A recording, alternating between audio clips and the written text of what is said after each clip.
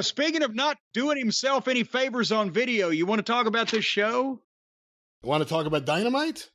Yeah, that's what I'm talking about. All right. You want to talk about what I'm talking about? We can talk about what you're talking about. All right. This was February 15th, a date that will live in infamy. Where's a goddamn Edward R. Murrow or a Lowell Thomas when you need those people to lead you through hard times these days? The first 30 seconds of the program was almost the best part of it. They and in their defense, it was very classy and a great thing to do. They aired a graphic for Jerry Jarrett at the top of the program. And I'm not going to spoil anything when I say this. It was the same. Did you notice it was the same graphic and design that SmackDown aired Friday night? I actually didn't notice that, no. With the same pictures.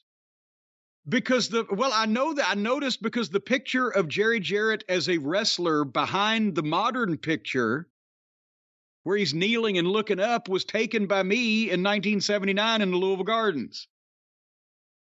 And before a match he had, by the way, with Wayne Ferris and Larry Latham with Danny Davis, their manager, Wayne Ferris would become the Honky Tonk Man.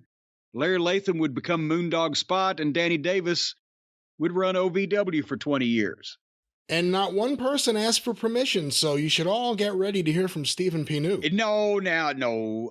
But I'm just saying that but both companies honored him and used the same graphics. That was nice. And it was the same one I'd seen on the internet also. I was going to say, isn't that something? It wasn't even just those companies, other companies too. You know, to have that graphic on multiple shows in 1 week, different promotions is pretty interesting. There are times that hasn't happened, many a times. Yeah. Well, Jerry, in one respect or another, had an impact on the career of probably 80 or 85% of the people that work in positions of importance in all the companies today, as well as some of the guys that are still in the ring. You know, The Rock talked about what he did for not only him, but his father. So, and anyway, and it was nice they put that there. And then the first match out of the gate, and I know we're going to talk about the ratings at the end. I don't know the news yet, but I can suspectify. But the first match was Jeff Jarrett, Jay Lethal, Sanjay Dutt, and Zippy the Giant Pinhead in an 8-man tag team match against Pockets, the Acclaimed, and Billy Gunn with Danhausen in their corner, although he actually, far as I remember, played no part, thankfully. But the Acclaimed just lost the World Tag Team title to a green tag team with a lot of potential. But what they could have done here was get their win back as a tag team against Jeff Jarrett and Jay Lethal, because that would have made sense. I'm not talking about the goofy interplay that Tony has dreamed up on his YouTube shows. I'm talking about to rehab the Acclaimed's image by having them beat a tag team that can give them a good match, make them look like $1 million, and do a job in such a way as it doesn't hurt themselves any more than they already have been hurt by the booking. And that would have been Jeff Jarrett and Jay Lethal. And Jeff was there and ready to work after his father passed away 36 hours beforehand or whatever it was. And instead, it's got to be this 8-man tag team match with comedy and bullshit that helped nobody. And again, just diminished the Acclaimed, even if they... I know Tony probably reconciled in his mind because Caster got the fucking pin that he had done something for the Acclaimed, but no, it don't work that way. Only in minds that are clouded with the medication needed to prevent apparently complete insanity.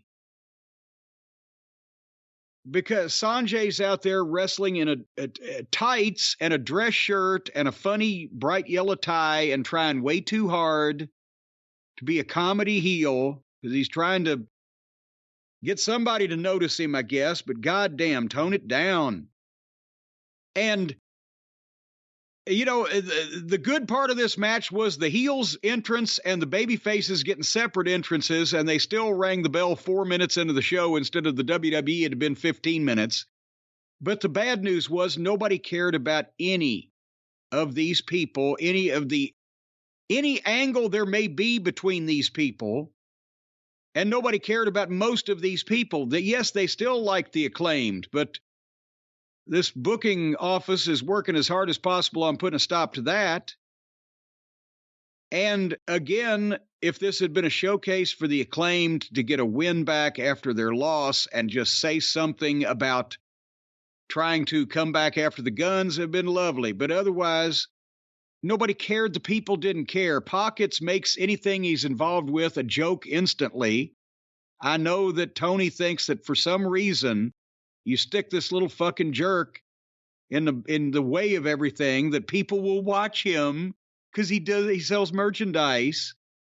It gets in the way of what Tony's trying to what he should be trying to do here, which is keep his talent that's over. And this was criminal misuse of Jay Lethal. At this point, it's ridiculous that he can work with anybody, and he's an incredible employee and talent human being.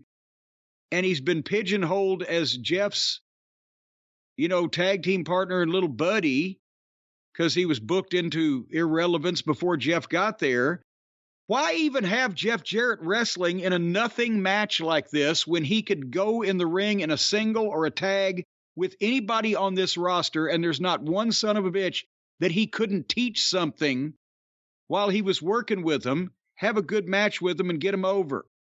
But he can't do jobs every goddamn week and twice on Sunday, so why waste his wrestling appearances when he can't even be in here long enough with any of these guys in an 8-man atmosphere to teach them anything?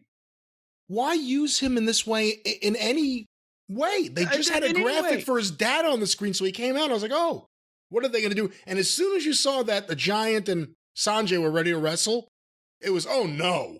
And then you saw their opponents. And there's no way you could book this match. There's no way you could write this match either horizontally or vertically and not think that it would drive people away, that people would see this and instantly know this is an episode I can miss. This was a major miss. You brought up Orange Cassidy, how much merchandise he sells. Remember way back, like at the beginning when you would kill him, rightfully so, people would say, oh, but look at how good his YouTube views are for his video. Because people see some freak doing stupid shit. They want to see the video, whether they're a wrestling fan or not. How good are those views now?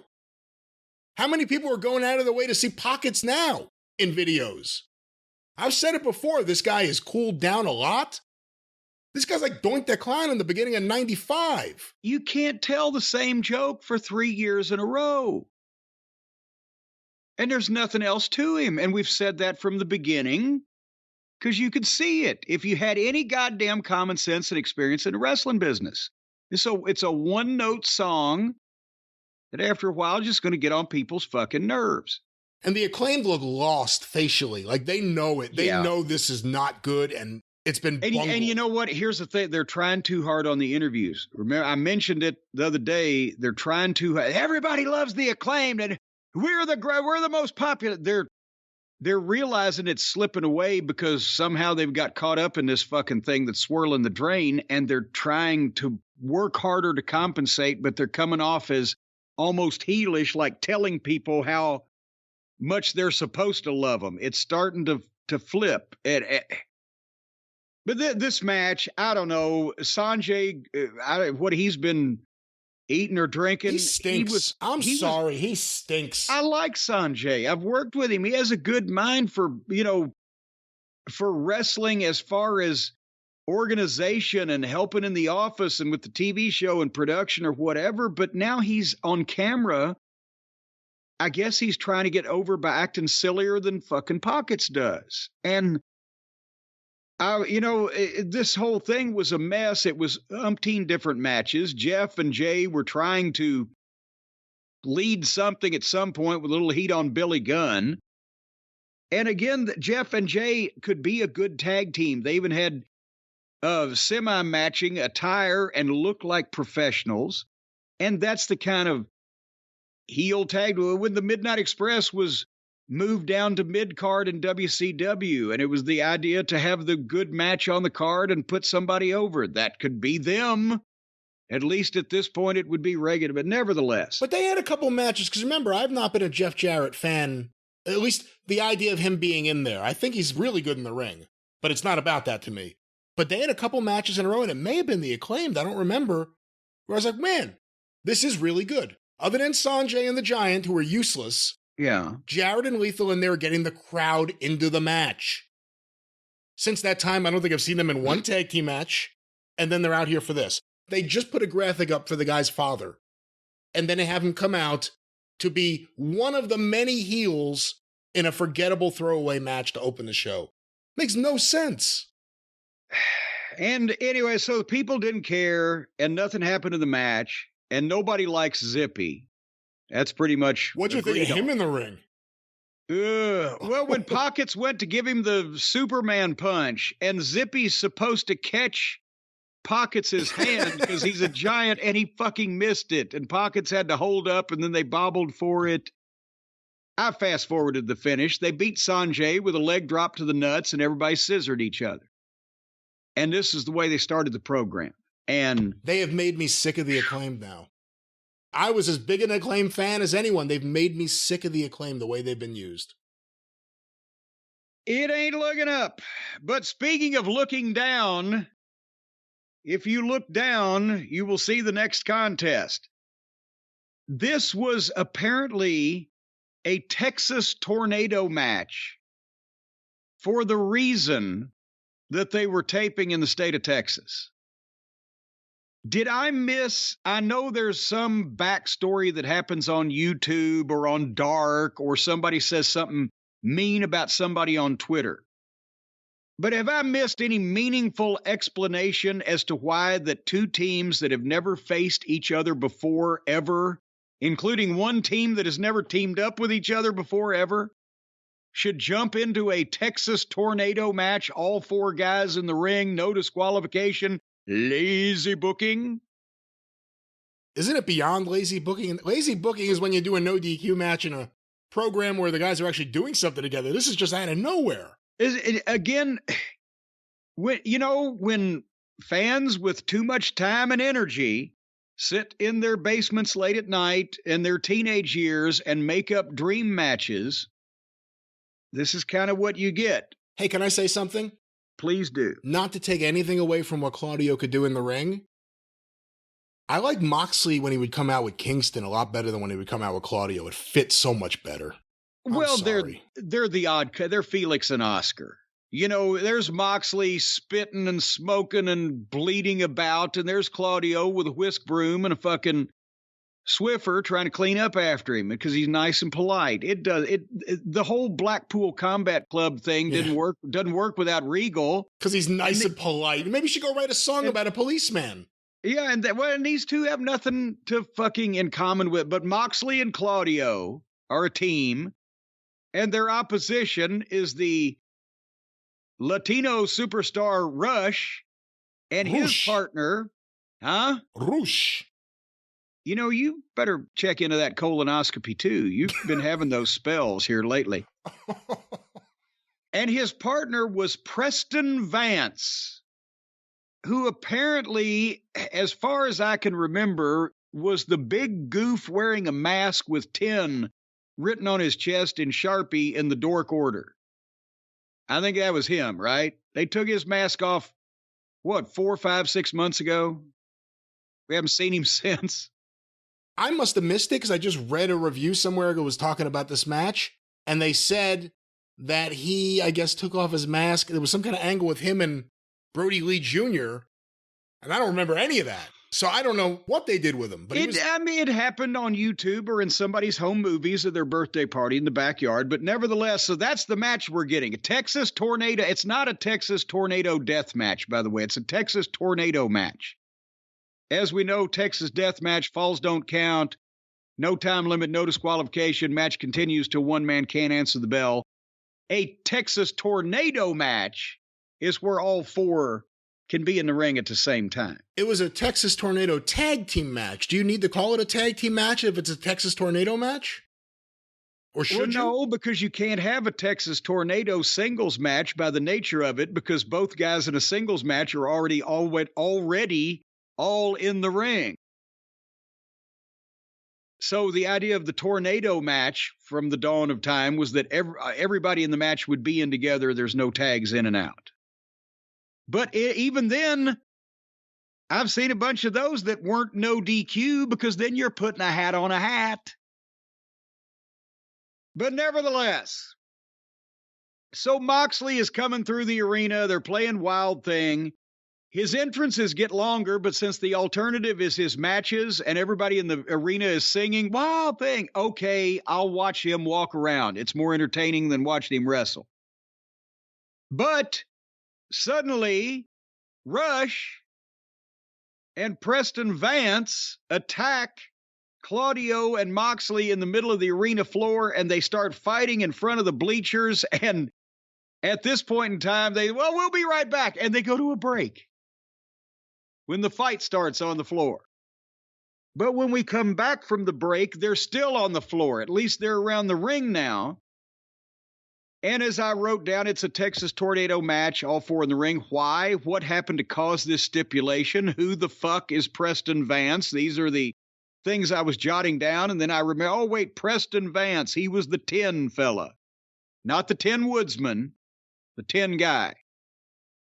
10 horn is what he... Anyway, they started getting some heat on Moxley, and Vance looked confused, and Rush at one point wasn't paying any attention, and Vance had to go over and say, hey, come over here, let's do this spot we're trying to do.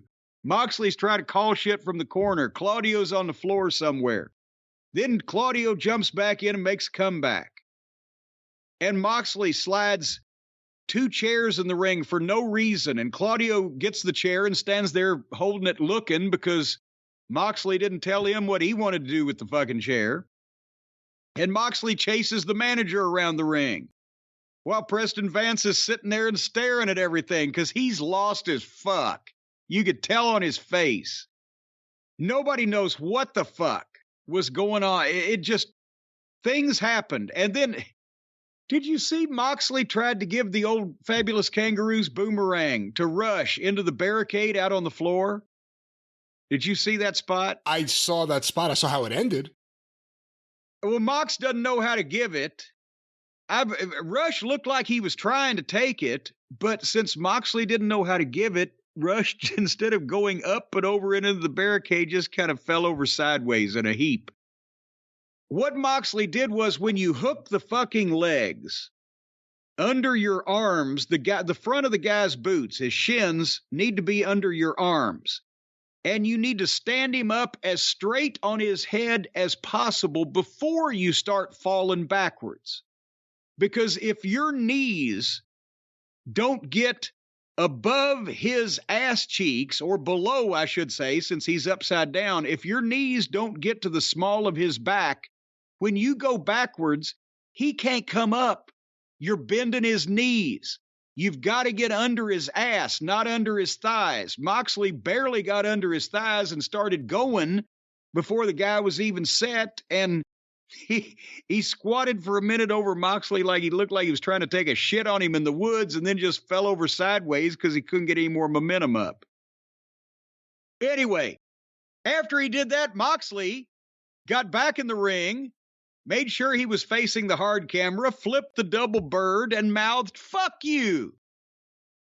I would find this sorry sack of shit into the poorhouse if he... No, I wouldn't actually, because he wouldn't work for me to begin with. I would never hire this fucking guy. He's nothing but a detriment to their fucking television program in every way. So then they went all back to the floor, and the heels whacked Claudio with a chair and turned the table over with him underneath it, and they went to another break. And good God, this wouldn't end. And they came back. During the break, of course, Moxley now is bleeding like a stuck hog. At least he didn't do it on camera this week. So then old Preston Vance gets a logging chain. I mean, it was a chain match chain. It had to be 8 feet long, and it's huge lengths. and wraps it around his fist like they used to use the old dog choker chains. Wraps it around his fist and got on top of Moxley and started hitting him over and over with the fakest looking pussy punches that were ever thrown in wrestling, to the point where I heard the fans start groaning. That wasn't a boo, it was an aw. And you can't do that anyway, because God, if you used a chain that big, it would break your hand as well as bust the guy's face open. But then Claudio came back in and he made a comeback and got the chain and he wrapped it around his fist. And even though it's still fake because it would have broke his hand, he threw some punches with that chain. It looked like Preston was trying to get away from it. And then Preston Vance gets color. So now, if blood was to have any impact in a major main event angle, which it usually does, and oftentimes when there's not blood in something like a major main event angle, there should be. But after everybody's seen it from some fucking job guy that's never going to fucking be featured again probably on this program, and this fucking balding, shit-looking motherfucker that bleeds every week. I'm so frazzled I can't form a cogent simile. He looks like a goddamn homeless bum under an overpass with his filthy clothes and his rude demeanor and his balding head and his lack of any physique whatsoever. He thinks he's goddamn a cross between Terry Funk and Bruiser Brody. And he bleeds every fucking week. And the girls bleed. I can't wait for an announcer to bleed. Now they're just everybody on this program and everybody on this roster is just cutting their head for the sake of doing it, because it means nothing, because everybody does it, even in shit that means nada, like this match. And then after that, everybody hit everybody, and then everything came to a halt, and then they got in a four-way, and then the manager, Jose, just came in and hit Claudio with a chair. And then here comes Wheeler Useless, and he jumps on Jose, the manager. And guess what they did, Brian? Do you remember what they did? Do you remember? They fought off. They fought off. And I wrote, will this ever end? And I started fast-forwarding at that point, and finally Moxley tapped out. Surprise, surprise, wouldn't you know who won the pony? Preston Vance. And again, I wrote the jeans, the torn T-shirt, the bald head, the bloody face, the frumpy boots, the homeless bum, the potty mouth. He's got Tourette's syndrome when he gets on television. And then in the back, while the baby faces allegedly are standing there to the indifference of the crowd, the Butcher and the Baker attack Hangnail Adam Page, who was watching this match on the monitor because he's still very upset at Jon Moxley. Very upset. Only I think there's going to be a fight in the locker room between Moxley and Page. And then the Dork Order come out in the pre-tape and run the Butcher and the Baker off, and then they go back to the ring where Moxley is still standing in the ring flipping birds to the camera and imagining and fantasizing and pleasuring himself that in his mind that he's Stone Cold Steve Austin. Your thoughts? I think Moxley sucks. And I've said that for a while. He's my least favorite guy in AEW. His matches are terrible. He bleeds all the time for no reason. Who's had it easier in AEW than him? Doesn't have to get a physique, gets his wife a job, gets Tony to hire other friends like Saraya, doesn't have to put in any effort seemingly at times. Gets time off in the middle of a major main event run because he has to modify his personal behavior. Hey, that I don't have a problem with. If he has a real problem and he needs to do something, do it. But I also remember hearing that he was going to take a vacation and he didn't because of All Out. You know what? Take a vacation. Take a vacation. Get off TV already. Let's stop talking about Moxley, because you know how I feel and you feel the same. All right. What the fuck is the Blackpool Combat Club at this point? I'm being very serious. Is Danielson a member still? Is Yuta the Brandon Cutler? Like, what is the Blackpool Combat Club? And no one is from Blackpool. You know what they need to do? They need to bring Pip Sabian in and make him the coach of the thing and change it to the Liverpool Combat Club. Is he from Liverpool? I don't know, but who cares? Who knows? Who knows where he's from? His own mother doesn't know which womb he came out of. How would anybody be able to say, well, you're lying? He's from Manchester. Now, can I say one more thing? Whatever we think of Moxley, AEW fans, by and large, at least the ones in the arenas, have really liked him. I think they like the song more these days. I think there's a lot of wrestlers you could say that about. But like everyone else, does Moxley seem as big, as over, as popular, as special today as he did a couple of years ago? No, he's been put in a group, and the group was unfocused and then lost its mentor, and then he was put in a rivalry with another alleged babyface, but still acts like an asshole to them. But fortunately, that other babyface, Paige, is nowhere near a strong babyface, so he's a weasel, and people can pick sides against him also, but it just confuses the issue, and then all they want to do is cripple each other. So, boy, I want my kids looking up to heroes like that. So he's been marginalized, trivialized, and taken the bloom off of him by being booked like a fucking idiot like everybody else on this roster. Hey, I think part of it's Tony, but part of it's Moxley. Moxley's one of those guys that gets a lot of his input.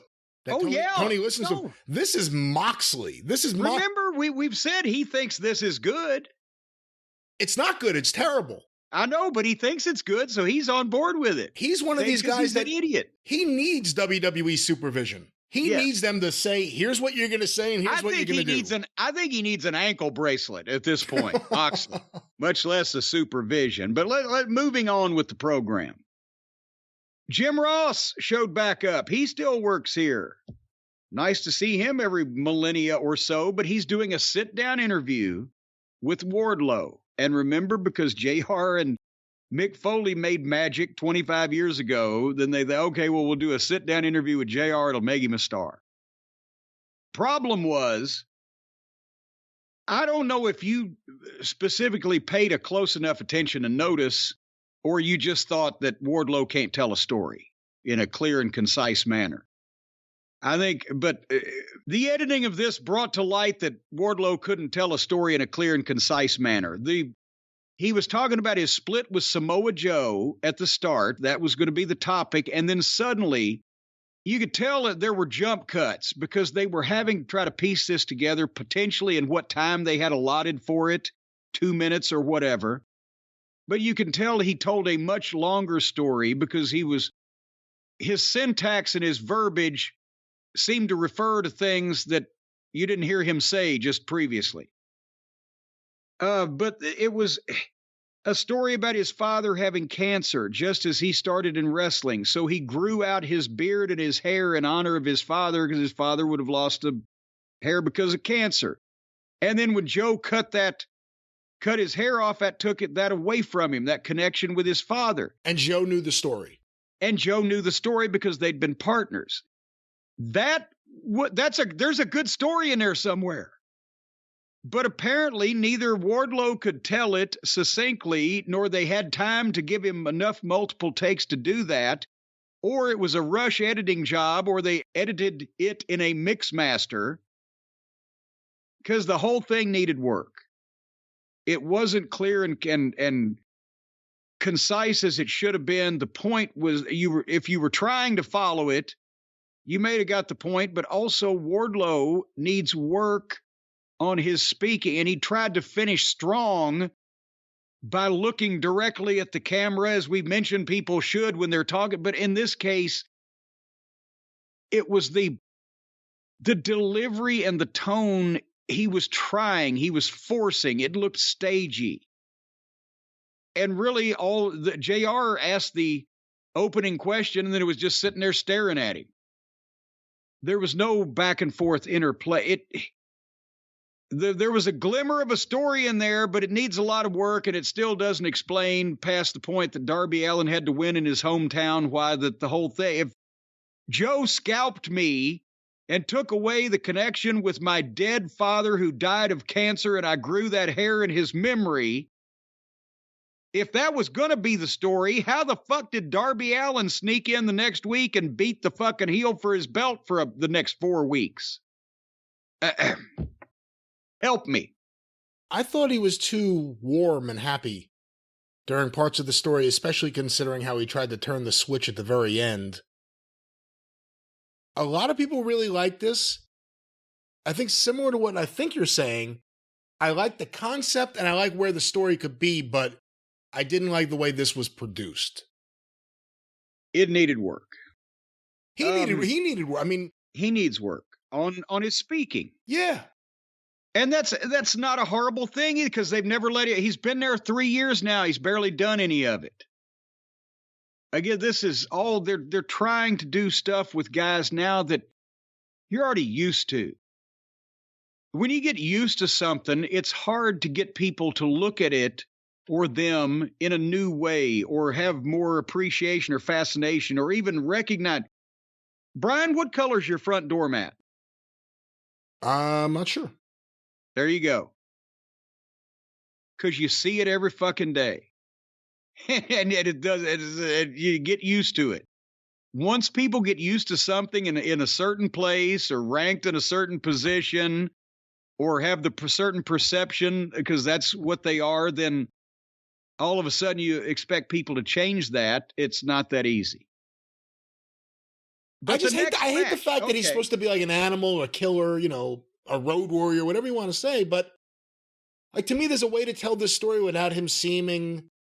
I mean, he's been wearing cardigan, sweater, like just weird things with him at various points where the cover of GQ magazine, or he's a very polite, out of control monster, or the people liked the fucking Powerbomb Symphony, and it shouldn't have been a hard goddamn formula.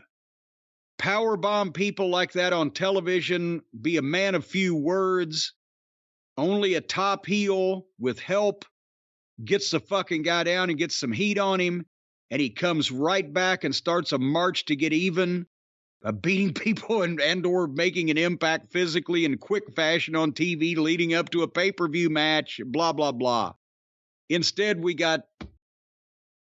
he was mad at security for a while. The next match is the one that got to me.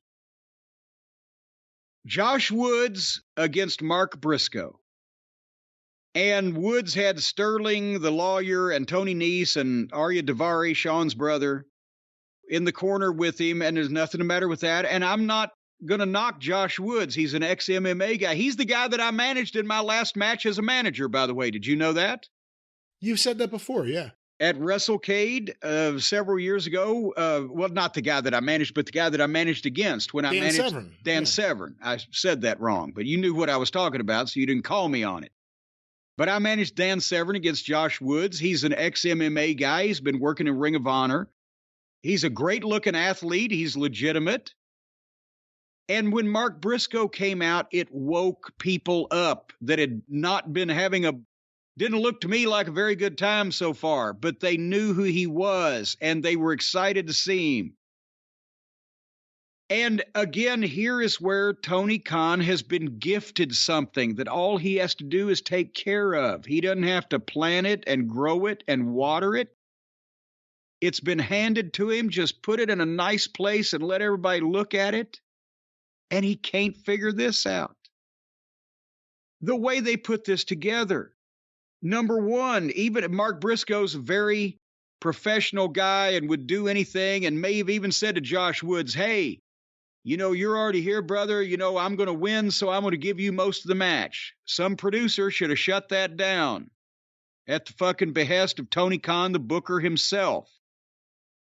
They had a match that not only went through a break, but also was involving other people and distractions and unnecessary falderall around the ring.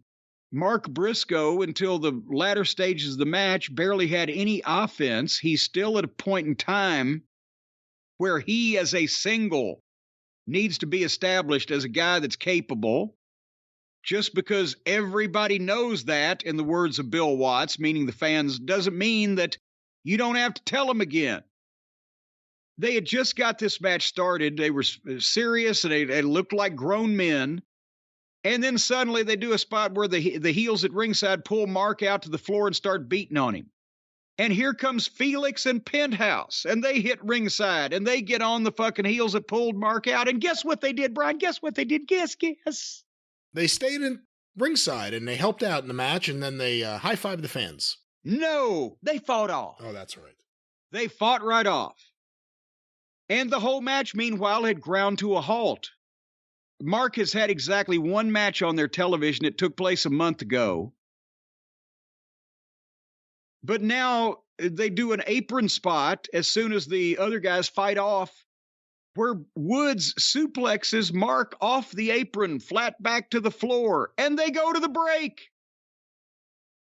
So I wrote, the babyface has done almost nothing before the cutoff for the heat. We got 20 minutes of that rotten tag team match earlier. They give us 2 minutes of this with interference, and they go to the break and disrupt the fucking flow.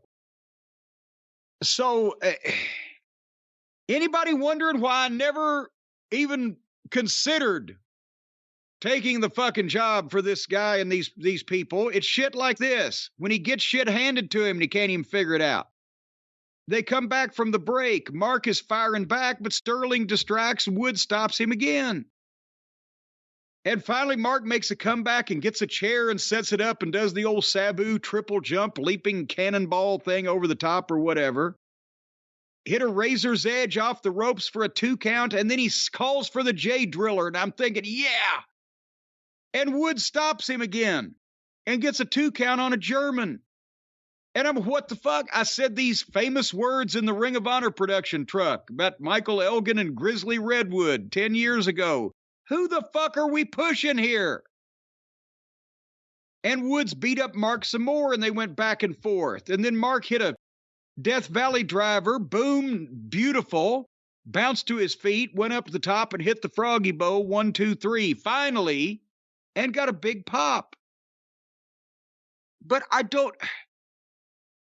Tony does not know how to use what he's handed because he hasn't already thought of it. And it doesn't fit in his, meticulous plans that he's laid out because he doesn't sleep because of whatever the medication is. I'll give you Mark Briscoe. He's for the past month, he's been bulletproof. Once they got the clearance to put him on television, he should have been getting a 5 or 6 minute win every week over anybody to establish that he's there. He's forging on the Briscoe name as a single. He's going to be a player. He's got a winning record, and we're seeing his shit, and we're liking it. And his personality has a chance to get over. And all of his quirks. It's not when you bring him in after 3 weeks ago he had a good match, and now he's having a match with a lot of attention going elsewhere and barely pulls it out against a guy that we never see on this television. Yeah, another issue Go too. Ahead. You said that Josh Woods, and again, we've never seen him, so how are you supposed to really care? Came out with several people. How many people were on this show? The Dark Order are all on this show. 8 people in the opening match. I mean, this show is just packed with people. A lot of people. No stars. Here's another example. What do you think about this? Cody Rhodes in the WWE.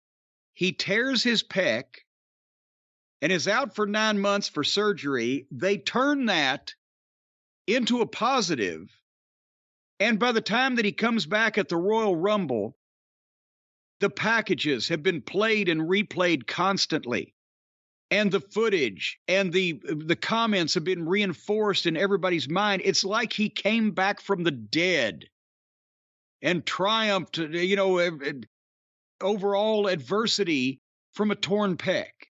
Right? They know how to make a star. Oh, Hobbs, Powerhouse Hobbs, From what we understand, his brother was murdered right in front of him. And we've heard it twice in passing in packages over the last 3 years. Hobbs, who they started rebuilding again randomly in videos that would show up for like 2 or 3 weeks, and then we haven't seen him again since. You made the monster. Apparently, we made him to go away for quite some time. But that's what I'm saying. On the other channel, if somebody gets a shin splint, they have come back from terminal cancer. In this company, you get somebody handed to you that through outside measures not involving you, Brian Pillman's Dark Side of the Ring episode, what we just talked about, Hobbs's brother, Mark Briscoe's brother, and the circumstances. And they don't know how to pick up on it. And they drop it every time. You know what, Brian? At this point, to be quite honest with you, at this point in the program, I was needing somebody to talk to. I was depressed. I had anxiety. My butthole was quivering and clenching up inadvertently at random times. You know, that's a sign of severe anxiety when you have butthole clenches at random times. Have you ever had the butthole clenches at random times? I haven't. I'm unfamiliar with this. Well, sometimes when life gets you bogged down, folks, you may feel overwhelmed. Your butthole may be clenching at random times, or you're not projecting out your best self the way you want to. Working with a therapist can help you get closer to the best version of you. It can help you take out your strains when you see talent on a television program that you love and respect being mismanaged. You need to talk to somebody like I'm talking to you, Brian, and the folks out there can talk to our friends just like you are my friend, Brian, and they are our friends. You, our friends. You won't get there, will you? You need to talk to our friends at BetterHelp. You know, BetterHelp is obviously a sponsor of this particular episode of the program, as they are of so many of them. And that's because a lot of the folks out there in the cult, they send us emails. They've gone through rough patches. Sometimes it helps to talk to somebody, bounce some ideas or problems off other people to get a different viewpoint on everything. And as they say at BetterHelp, when you feel empowered, you're more prepared to take on everything that life throws at you, even bad television programs. So, folks, if you're thinking of giving therapy a try, BetterHelp is a great option. Convenient, flexible, affordable, entirely online. You don't have to go anywhere in person. No one will come to your home. No salesman will call. Just fill out a brief questionnaire to get matched up with a licensed therapist, and you can switch therapists anytime for no additional charge. Of course, now, just don't be a wise ass and just go through everybody they got on the roster once. That would be rude. But if you want to live a more empowered life, therapy can get you there, and we can get you money off. That's right, a discount. If you go to BetterHelp, that's HELP, BetterHelp.com/JCE right now, today, this very minute. If you got time, you'll get 10% off your first month's services. BetterHelp.com/JCE, 10% off your first month's services. Folks, once again, if you need to talk to somebody, they'll listen to you better than me and Brian do, because Brian's notoriously prickish about these things, and I just don't have time. BetterHelp. All right, well, speaking about needing somebody to talk to, Renee Moxley Good was in the back sitting down with young Adam Cole, who needed somebody to talk to about his road to the comeback from the concussion issues. And he's a pure baby face, and he's very well spoken, and it's obviously, they're going to bring him back as a pure baby face, but I don't know how close he is. Did you hear that he said, yeah, I'm finally able to get out and drive my car without pulling over and puking, and my right eye stopped twitching, so I'm almost ready to get back in the ring. It seems like that's a leap. I know he was talking about his small victories, but he said, I'm back on the road with AEW. Are they just now making him go to the towns to just stand there and not be concussed? I don't. Did they have him come out in LA just so they would have a surprise? Is he not even close to ready yet? I don't know. Because that was a month and a half ago, right? Yeah, and it was, I'm back on the road with AEW. We've seen clips of him in the ring before the show, running back and forth on the ropes a couple of times. But so I don't know if they've started this tease a little too early or if they're going to surprise us. He's, been playing possum or whatever, but they need all the talent they can get at this point. But again, with the way Adam was used before, maybe now Kyle's still hurt. Fish is gone. Can they bring him back and the people will be sympathetic to him? Can they make him a baby face that's important in the singles picture?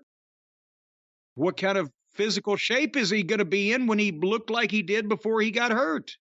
Him and MJF could do a good job cutting promos against each other, but once they got in the ring, that's the issue. What's Adam Cole going to look like?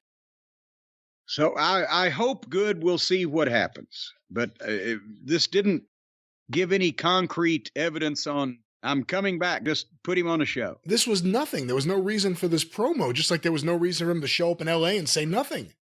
Well, they had to stretch it out a few more minutes so they could get MJF in the ring at the top of the 9 o'clock hour. That was the reason for the promo. And they made sure he was in the ring because they started him at 8:56 p.m. Eastern. And this was the only thing on the program that woke the people up in the arena, to be honest, as well as us poor, beleaguered television viewers. The fans were all over him. They chanted asshole. And he said, at one point in time not long ago, these schmucks used to love me. And they're chanting, shut the fuck up. Yeah, this guy needed to be the top babyface. Remember that? Oh, they'll never boo you again. So he's in the ring. He takes up the space at the same time while being blasé about it. He uses the handheld some, but then he speaks to the people in the arena as well as the people at home. I wish he would say sport instead of business. Every time he said the reason why people get in this business. It's not fucking, selling used cars. It's if you just say the reason why people get in this sport is to be the champion. Doesn't make any difference. Nobody's going to set the seats on fire, but it sounds better. Anyway, the show needed this because the fans were into it. He did a good promo. He was selling the main event at the pay-per-view. A 60-minute Iron Man match will be a challenge. Danielson's the best guy to have it with. We'll see what happens. But he did the promo, and then he brought out Bryan Danielson's former mentor, Christopher Daniels. And they do the deal where MJF says, I want you to tell the truth about Bryan Danielson. And immediately Daniels rolls over on him and says, hey, MJF gave me this ridiculous amount of cash money in this envelope to knock Bryan Danielson on TV, but I'm not going to do it. The truth is, Bryan Danielson's this and that. He's better than you, does the whole promo. And finally he says, Danielson's going to knock your dick in the dirt. And I wish Chris had been that good of a talker when we had him in TNA, but this was a good promo. He was at a couple of times he was turning kind of awkwardly to the handheld behind him instead of paying attention to MJF at that point. But basically the bottom line was that's why you hate Bryan Danielson, MJF, because it's everything you say about him, it's you're a fraud.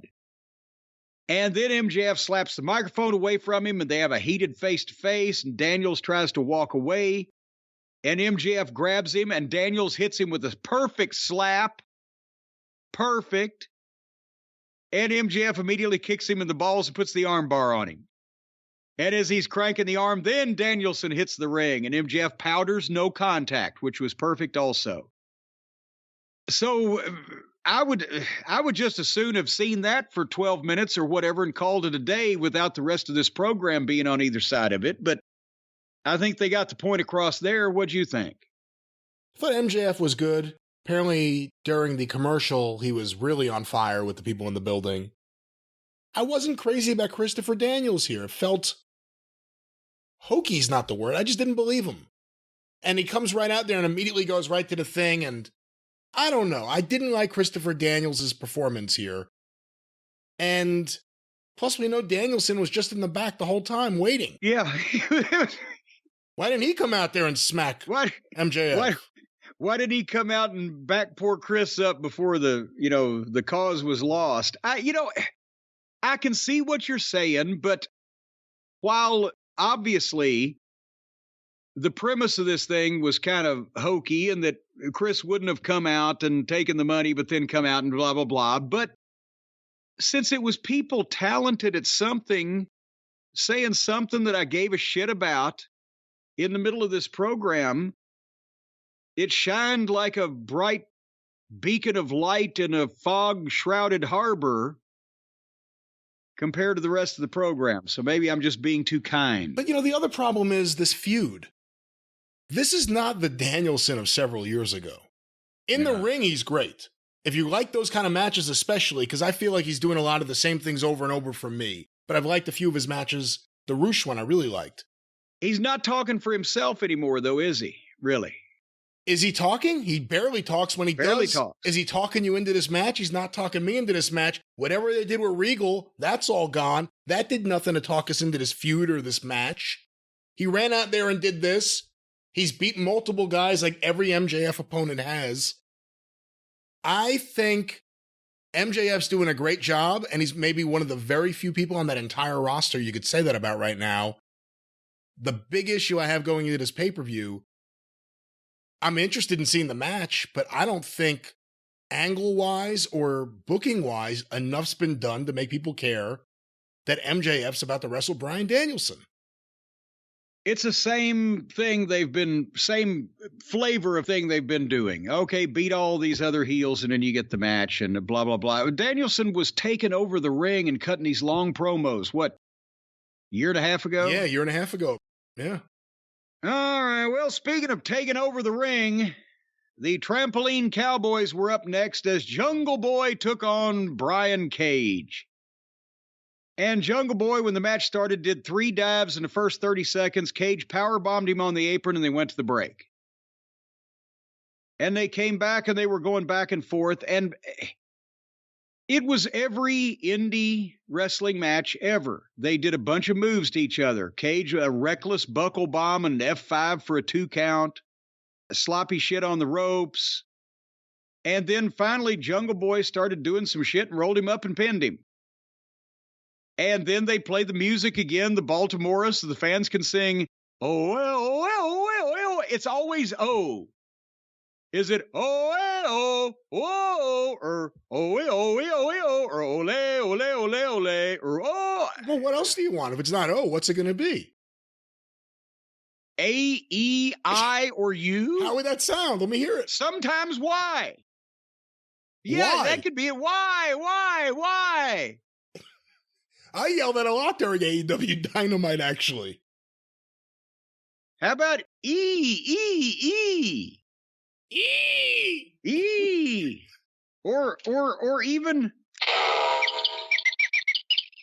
That may be a tough one. But nevertheless, so they sing and then suddenly they play music. And here comes Christian in a suit and a sling.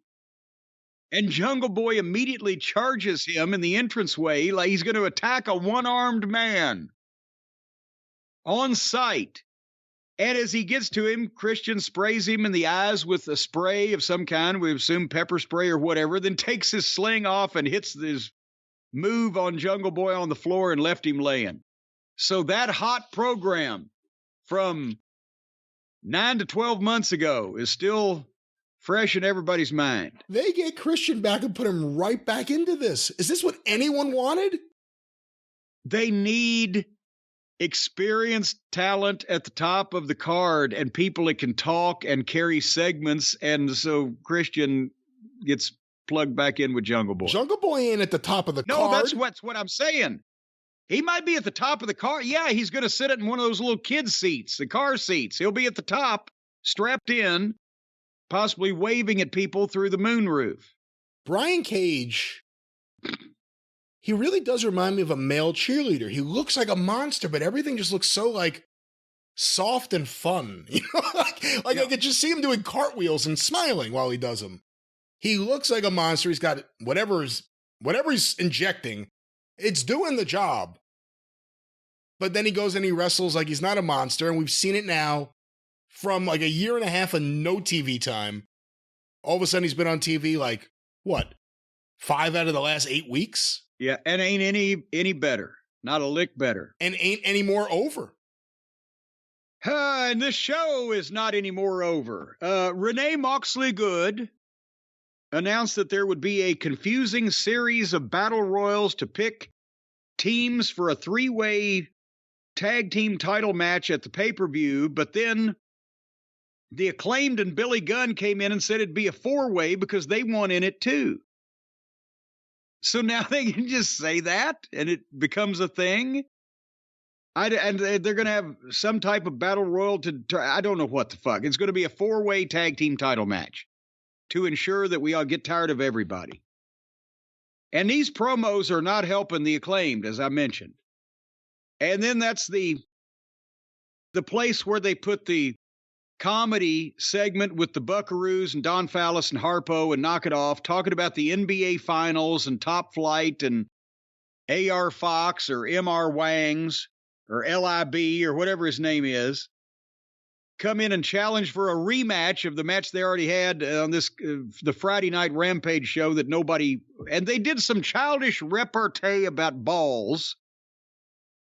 And then Matt Buckaroo took the basketball and hit his cameraman Cutlet in the balls with the ball. And Tony pays them thousands and thousands of dollars to do this to his television. Well, technically millions and millions of dollars. And yeah, that's exactly I mean, per show, thousands and thousands. Yeah. And then the big match coming up next. God, I can't wait to hear the ratings. I've deliberately let you present them to me. I know nothing because I'm just... Pip Sabian with Penelope Pitstop in his corner against Hangnail Page. And whatever the fuck that Pip is dressed at, you can tell that he thinks he looks good in it. What is that outfit and that hair and that... What is he? What is he, Brian? He is someone being used on TV for no good reason. He hasn't improved much in the ring since the beginning in 2019. The fans don't really seem to care about him too much, yet Tony keeps shoving him on TV. All of a sudden. Remember, Hangnail got attacked earlier in the show and the announcers were wondering, is his shoulder going to be okay? Is he going to be all right? He comes out, he's not selling, he's not wrapped up. He just goes so... The announcers should have reminded him instead of us that he got attacked earlier in the show. And then they start this match, and the first thing I wrote is, my God, Pip is on offense. Will this be competitive? The Clown Cowboy is supposed to be a top guy, and he's going to be competitive with Pip. And then they go back and forth, and they went through a break. He can't beat a child-sized twit. How is he supposed to be fighting John Moxley? So they come back and do some more stuff. They're acting like this is a serious match. And then finally, Page hits a power bomb and gets a 2 count. And then they go back and forth again, and finally he hits the dead eye 1, 2, 3. And that's where I wrote, was this the girls' match segment of the week? In terms of ratings drop, I mean. That's usually where it's placed. Your thoughts before we move on to the Blackpoolers coming out to confront Hangnail. This was their world champion. You have to remind yourself of that. At least with Omega, he's in his own little universe, so you can kind of pretend like he's still a big shot, even though he interacts with 6 other wrestlers. Adam Page was the world champion. AEW fans would even argue that he was a better world champion than Roman Reigns. Look at where he is today. Well, right where he was after he won the match over Pip. Mark Lester, by the way, the young man who played Oliver in the musical in 1968, Mark Lester. That was a few weeks for that to pop into your head. Well, I remembered that someone had peeped me to it. So he's standing there, and here comes Moxley and Claudio and Useless. And they get in the ring to confront Paige by, who's the fucking babyface here? Whose side are we supposed to be on? So Moxley gets the microphone, tells him there's no unfinished business between us because you got beat. And there's no chance that you will ever beat me again. And Paige takes the microphone and responds with a classic display of frontier gibberish. Did you hear that line? He tried to say, we fought and whoever was left standing, but he said, we fought and whoever stood. And it's going to end when only one of us is left standing at Revolution. And then Moxley then said, well, I hope that you would say that because I want to fight you at Revolution. Oh, God. So it's going to be last man standing. No DQ, lazy booking. And then Moxley says, you've got no friends, nobody to take up for you. And out come the dorks. The dork order, which now consists of Pizzeria Uno in a purple suit and a white tie and that stupid fucking mask. At least people know that he was a wrestler, albeit a bad wrestler, a wrestler you'd never actually want to see on purpose. But at least they know he's wearing the mask because of that, and they don't even know what the fuck Excalibur was all about. But anyway, here he comes. Purple suit, white tie, goofy mask with Little Brutus and the other guy, whatever his name is. And Uno got in Moxley's face and told him off and pie-faced him. So now Adam Page is being upstaged by a fat, unknown job guy in a mask who is punking out Jon Moxley. And he's mad that they're doing it on his behalf. Yes, and he's, why are you standing up for me? Well, then tell the fucking jobbers to hit the fucking bricks. You're the one that you fed the puppy when you gave him rides on your lawnmower, hangnail. So Moxley takes getting pie-faced and told off by this fat fucking goof in a goddamn souvenir lucha mask and looks around him and challenges Adam Page at Revolution, Texas Death. And there was not one pop or peep from the crowd in Texas. Well, they had just seen the Texas Tornado match. They weren't prepared for another Texas-themed match. Well, they're not going to see it there anyway, because it's going to be in goddamn, where is this Revolution, their pay-per-view? Where's it going to be? I don't even know. The outer reaches of your mind. Yes, the Chris Colt experience. But yeah, no pop from the crowd for a Texas death match in Texas because they don't know whose side they're supposed to be on, because this is like a bunch of assholes arguing with each other with a bunch of fucking guys mixed in that you could give a shit whether they catch fire or drop dead or turn blue. And speaking of people, we don't care if they catch fire, drop dead, or turn blue. Tony was in the back with the Jericho Appreciators, and I just skipped that at this point. And they went to a break, and they came back with Tony, with Stokely Hathaway, the other Page, Matt Hardy, and Isaiah Cassidy. Good job, Adam Page. And Stokely is wearing a... Oh, did I interrupt you from comments you wanted to make? No, I was comparing you to Adam Page with the... Oh, I believe that. Oh, the frontier gibberish. I see what you're doing here now. And Stokely is wearing a cast now because Hook last week broke his arm when he grabbed his arm in the promo. And it's all insincere comedy. Because we used to do the same thing. They get the manager spots from me that I got from Bobby Heenan and blah, blah, blah. Or everybody that did it. But the guys doing this stuff are not being sincere with it.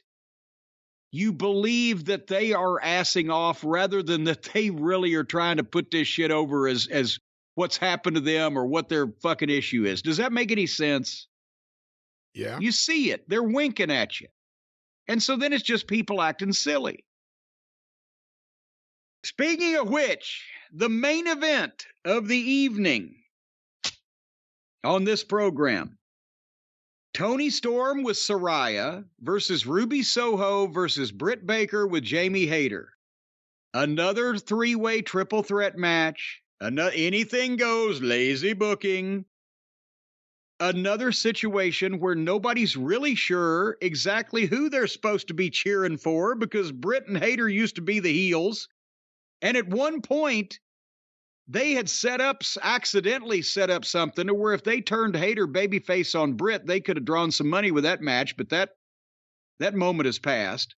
And now Baker and Hayter are babyfaces because they're AEW originals rather than Toni Storm and Saraya, who are these bitches that came in from WWE to spoil our cheerleading squad. And Ruby Soho came from the WWE, but she sympathizes with basically the heels that were fucking with her 3 months ago because now they're holding up for AEW and she can't pick which side she wants to be on, so they're going to have a triple threat match. And around all of this, when Toni and Saraya come out, they got the spray painting thing going on now.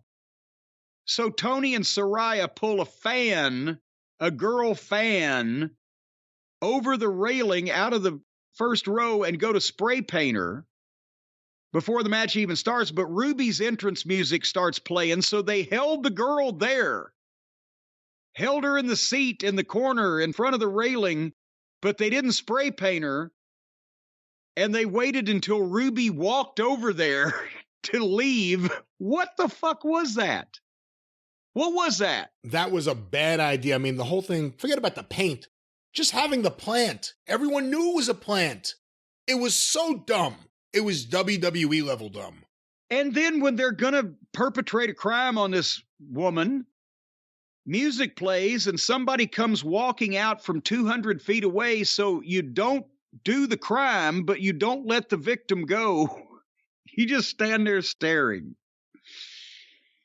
And then the match started with contrived, confusing three-way spots, and they only at least had 10 minutes left on the air, thankfully, at this point. But they just did shit to each other, again, back and forth. And whose side are we supposed to be on? And the fans were sitting there. And I thought at one point they need to hold a fucking mirror in front of these fans' mouths to see if they're still with us. And they went to break after a couple minutes, and they come back. The arena's in dead silence. And more back and forth. Then everybody's down and nobody's getting up. Then they traded forearms. Then, finally, Toni Storm got the clover leaf on Ruby, and Brett Baker went to get her in the lockjaw too, so they'd both have a hold on her. But Saraya just comes in the ring and breaks it up because it's no DQ. And then Saraya hits a finish on Britt Baker and gets the spray paint and spray paints Toni Storm's ass so that Toni can run and give Baker the ass in the face and put the green L on Britt Baker's face like they're branding cattle. With an ass. With an ass. And then Ruby tossed Toni out onto Saraya and rolled up the other one. Who was it? God damn, I don't fucking know. But Ruby, I think, won. And then Hayter and Ruby and Saraya were arguing with each other, and I don't know what the fuck. Fill me in on the rest of it. Ruby won. She still hasn't decided anything, though, for some reason. So she still doesn't know what she's doing. A very indecisive girl. This episode was a disaster. We'll talk about that in a moment. But this match, I hate to be a broken record, but until people sit down and are willing to have a legitimate, honest talk about the state of the women's division in AEW, we're just wasting a lot of people's time because no one cares about this division. It's been booked horribly. It's filled with a lot of people who don't belong on TV. Some of the people who have come off WWE TV. You know what? I have to say, the fans like her. Ruby Soho's not very good in the ring at all. She needs different music. She needs you're an indecisive girl and you won't pick one or other, but you never let the fans down. Long as we can sing your song, Oh, yeah. Well, I like Rancid, even though I do like Rick James, but I prefer her staying with the Rancid song. And then there's the Saraya problem. She came into big fanfare because people were happy to see her on a show, and it was her debut night. It has been an unmitigated disaster ever since. She's been involved in terrible promos, terrible angles.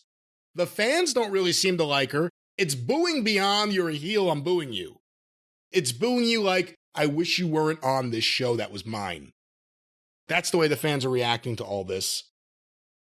This women's division, it's getting harder and harder week by week to justify its existence. If anyone wants to be honest and have an honest talk about it. There should be a place for women to wrestle. WWE has top flight women on their roster. But the AEW women's division, how are you going to fix this? And as we've seen, when some WWE talent, male or female, comes to this atmosphere, and we find out that there's a reason in some cases why the WWE tells guys every move to make. Because without that, a lot of this talent is lost. You know, you're seeing more and more chatter from longtime hardcore AEW fans, the type that typically, especially early on, would put you or me down because we were haters of AEW, not listening to any of the genuine criticism. Those people have certainly started to turn the page. And I didn't even mean that joke, but specific to Saraya, there is more and more and more chatter amongst AEW fans that she is the single worst contract signing in the history of AEW. They don't want to see her on that show. And quite frankly, there was no reason to sign her in the first place. And one wonders how much money that cost. But